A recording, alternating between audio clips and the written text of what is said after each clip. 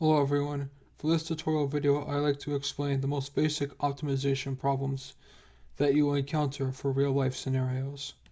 In everyday language as well as mathematics, to optimize something means to find the maximum or minimum value possible for the situation at hand, such as the maximum productivity or the minimum cost.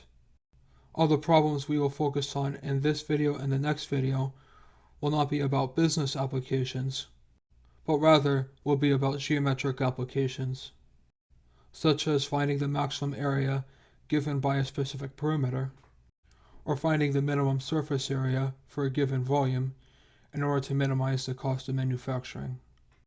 So a specific problem we can do is, if we are given 500 feet of fence, and told that the side of a building is on one side of the fence, we would see the perimeter of the fence is 500 as given by the problem, but it is not a simple rectangle because one of its lengths is occupied by something already, as also indicated by the problem.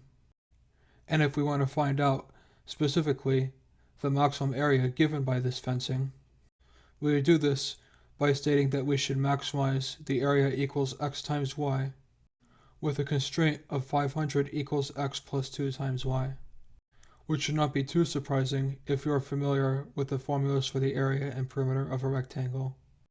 However, we must pay attention to the fact that, typically, when we take derivatives of functions, it is with respect to a single variable and not two variables at the same time. So we will have to figure out a way to substitute one variable in terms of the other. We see in the case here, in the equation 500 equals x plus 2 times y, x is easier to solve. So we should conclude x equals 500 minus 2 times y.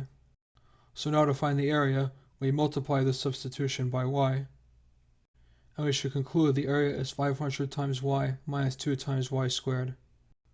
We now do the calculus techniques of finding the absolute maximum that we did previously.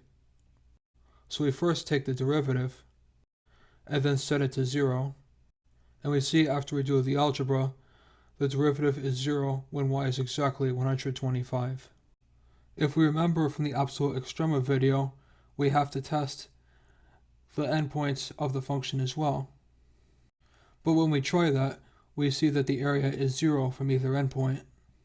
So we conclude that this is the only valid extrema point.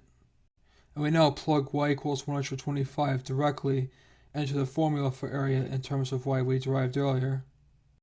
And after we do the arithmetic, we conclude the maximum area is exactly 31,250 square feet. However, we cannot forget to find something in terms of x. So we simply plug in 125 for the formula of x in terms of y. And we should conclude, after we do the math, x equals 250. So in conclusion, the dimensions that will give the maximum area is exactly 250 by 125 feet. However, not every optimization problem you see in real life will be this simple, so I will explain the more complicated problems in the next tutorial video. Don't forget to subscribe if you found this video informative, and make sure to see the other tutorial videos, and follow me on either Facebook or Twitter for more content.